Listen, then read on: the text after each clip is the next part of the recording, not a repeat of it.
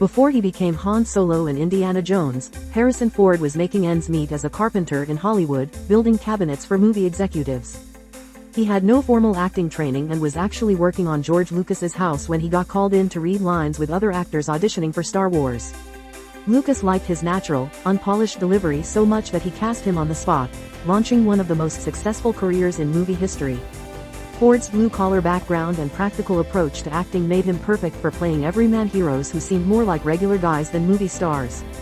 His carpenter skills even came in handy on movie sets, where he'd sometimes fix things between takes.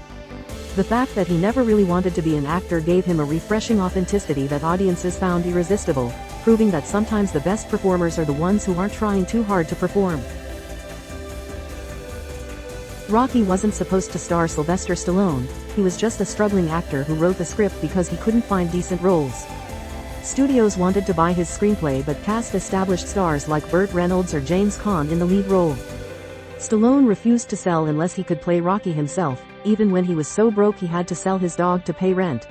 His persistence paid off when producers finally agreed to let him star in exchange for a much smaller budget and salary. The movie became a massive hit and launched Stallone into superstardom, proving that sometimes believing in yourself is more important than having the perfect Hollywood look. His underdog story mirrored Rocky's journey so perfectly that audiences couldn't help but root for both the character and the actor who brought him to life. John Travolta was just a high school dropout from New Jersey who moved to Hollywood with big dreams and very little money.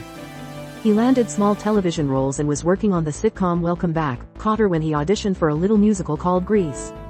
Nobody expected a TV comedian to become a movie star, especially not one who looked more like the kid next door than a leading man.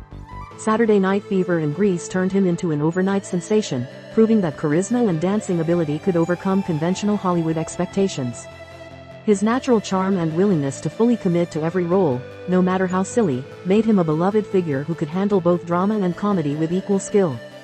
The fact that he genuinely seemed to be having fun on screen made audiences want to have fun watching him. Chevy Chase stumbled into comedy almost by accident, starting as a writer who occasionally performed with an improv group in New York. He had no formal training in comedy or acting, but his deadpan delivery and willingness to look foolish caught the attention of Saturday Night Live's producers. His Weekend Update segments made him famous, but nobody expected him to transition successfully to movies. Films like Caddyshack and the Vacation series proved that his particular brand of smug, bumbling humor could carry entire movies. His ability to play characters who thought they were cooler than they actually were resonated with audiences who recognized that same delusion in themselves. Chase's success showed that sometimes the best comedy comes from people who aren't trying to be funny, they're just naturally absurd. Danny DeVito's unconventional look and short stature seemed like obstacles to movie stardom, but his larger-than-life personality and incredible timing made him unforgettable in every role. He started as a struggling actor in off-Broadway productions, where his distinctive appearance actually became an asset rather than a limitation. His breakout role on Taxi proved that audiences cared more about talent than traditional leading man looks. Movies like Romancing the Stone and Batman Returns showcased his versatility, proving he could be both comedic and menacing with equal effectiveness. His willingness to embrace his uniqueness rather than fight against it made him a character actor who could steal scenes from much bigger stars. DeVito's career demonstrated that Hollywood had room for all types of performers, not just the conventionally handsome ones. Dustin Hoffman was told early in his career that he'd never be a leading man because he didn't have the right look for Hollywood. He was short, unconventional, and looked more like someone's neurotic neighbor than a movie star. His breakthrough in The Graduate came about almost by accident. Director Mike Nichols was looking for someone who seemed like a real person rather than a polished actor. Hoffman's neurotic energy and method acting approach revolutionized what audiences expected from leading men in the 1970s. His willingness to appear vulnerable and uncertain on screen made him relatable to viewers who were tired of perfect, unflappable heroes. Films like Kramer vs. Kramer and Tootsie proved that authenticity could be more powerful than conventional good looks, paving the way for a new generation of realistic leading men. Bette Midler got her start singing in gay bathhouses in New York City, hardly the traditional launching pad for a mainstream entertainment career. Her brash, over-the-top personality and willingness to say anything seemed too outrageous for general audiences. She was performing in small clubs and building a cult following when someone suggested she try acting, despite having no formal training or experience. The Rose proved that her larger-than-life stage presence could translate to the big screen, earning her an Oscar nomination for her very first film role. Her combination of vulnerability and brass made her perfect for playing characters who were both heartbreaking and hilarious. Midler's success showed that sometimes the most unlikely performers can connect with audiences in ways that perfectly trained actors never could. Robin Williams was doing stand-up comedy in small clubs when he got discovered, but his manic energy and rapid-fire delivery seemed too intense for television or movies. His improvisational skills were legendary among comedians, but producers worried that his unpredictable style couldn't be contained within scripted formats. His role as Mork on Happy Days was supposed to be a one-time appearance, but audience response was so positive that he got his own show. Mork and Mindy made him a household name, but his transition to dramatic roles surprised everyone who knew him only as a comedian. Films like Good Will Hunting and Dead Poets Society revealed a depth and sensitivity that complemented his comedic genius perfectly. Williams proved that the most gifted performers often have multiple talents hiding beneath their most obvious skills, and sometimes the funniest people have the most profound things to say. Whoopi Goldberg was performing one-woman shows in small theaters when she got noticed, but her unconventional background and appearance didn't fit Hollywood's usual patterns. She had struggled with poverty and addiction before finding her calling as a performer, bringing real-life experience to her characters that most actors could only imagine. Her breakthrough in The Color Purple came about because Steven Spielberg saw her live performance and recognized her natural talent. Her ability to handle both comedy and drama with equal skill made her one of the most versatile performers of her generation. Films like Ghost and Sister Act showcased her range, proving that authenticity and life experience could be more valuable than formal training. Goldberg's success demonstrated that Hollywood was ready for performers who brought different perspectives and backgrounds to their roles. Bill Murray's path to stardom was unconventional. He started in Chicago's improv scene and worked his way up through Second City before joining Saturday Night Live.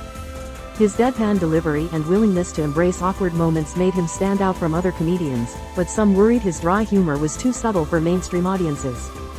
His early movie roles were small parts that showcased his unique comedic timing.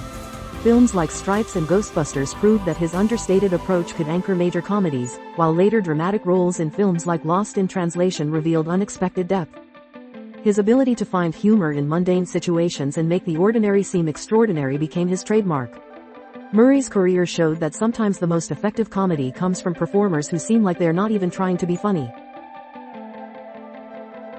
Meryl Streep was told early in her career that she wasn't pretty enough for leading roles and should focus on character parts instead. Her dramatic training seemed too serious for Hollywood, and some producers worried that audiences wouldn't connect with her intellectual approach to acting.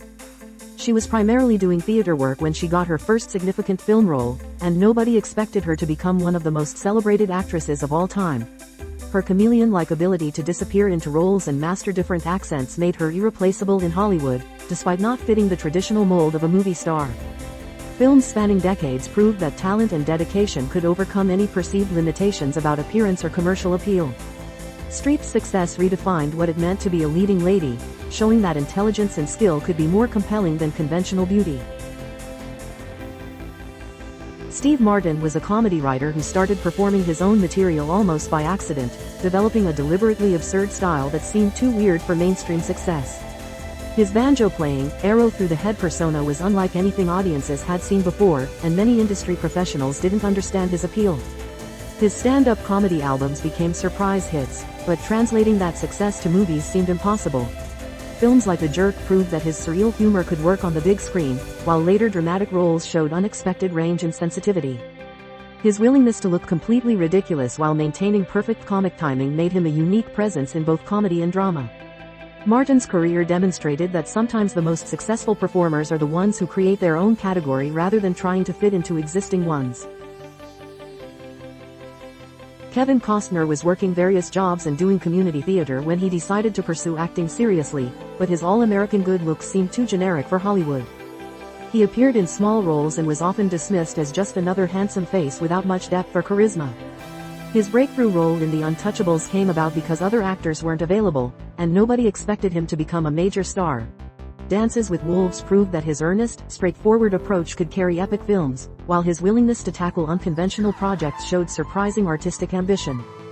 His success in both romantic dramas and action films demonstrated that sometimes audiences want performers who seem genuine rather than flashy. Costner's career proved that persistence and authenticity could overcome initial skepticism about whether someone had star quality. The entertainment industry loves to think it can predict who will become the next big star, but these actors prove that fame often finds the most unexpected people in the most surprising ways.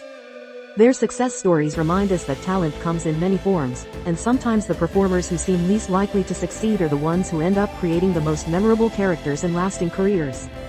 In a business built on image and expectation, these actors succeeded by being authentically themselves, flaws, quirks, and all. This story, 13 actors who were never supposed to be famous, but became unforgettable anyway, was first published on Takes Me Back.